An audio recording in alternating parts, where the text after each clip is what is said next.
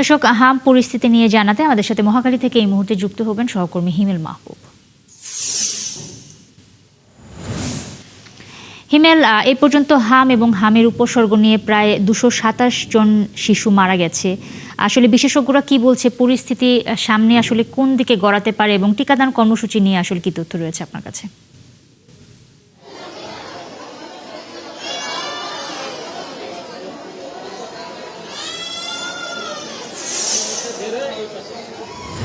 নুসরাত, এই পর্যন্ত হাম এবং হামের উপসর্গ নিয়ে 274 জন শিশু কিন্তু মারা গেছে।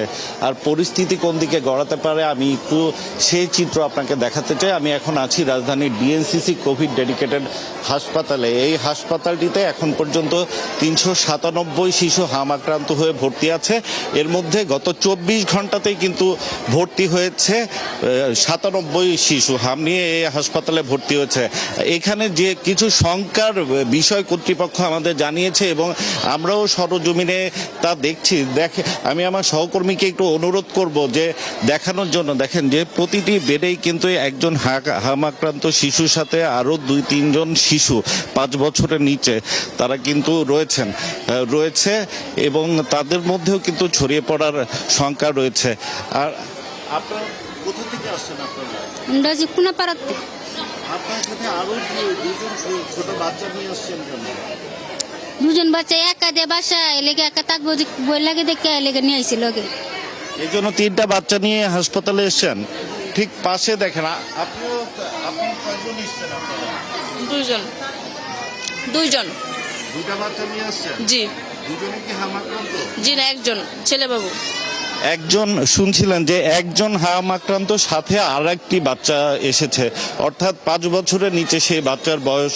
তো এখানে প্রায় প্রতিটি বেডে আমি ঘুরে ঘুরে দেখেছি যে যেহেতু পিঠাপিঠি অনেক ভাই বোন থাকে, তারা কিন্তু সবাই পরিবার বর্গই হাসপাতালে এসে ভিড় করছে। আরেকটি শঙ্কার বিষয় বলি, যারা হাসপাতাল থেকে চিকিৎসা নিয়ে বাড়ি গেছে এরই মধ্যে, তারা কিন্তু আবার হাসপাতালে এসে ভর্তি হয়েছে ডায়রিয়া, নিউমোনিয়া সহ আরও সিভিয়ার অবস্থায়।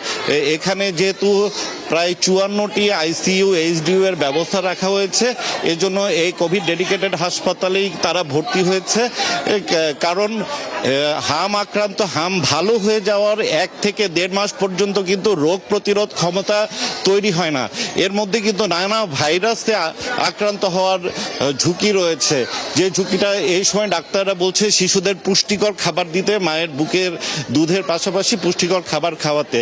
যেই প্রচারণাগুলো হচ্ছে না কিংবা মানুষ জানছে না দেখে কিন্তু এরকম ভয়াবহ একটি সিচুয়েশন তৈরি হয়েছে। নুসরাত, এই ছিল আমার কাছে এখানে সর্বশেষ পরিস্থিতি। নিশ্চয় নতুন কোনো হাসপাতাল থেকে সেই হাসপাতালের তথ্য আপনার মাধ্যমে দর্শকদের জানাবো। অনেক ধন্যবাদ হিমেল আপনাকে। অর্থাৎ আসলে এই মুহূর্তে পরিস্থিতি ভালো হওয়ার কোনো লক্ষণ আসলে নেই।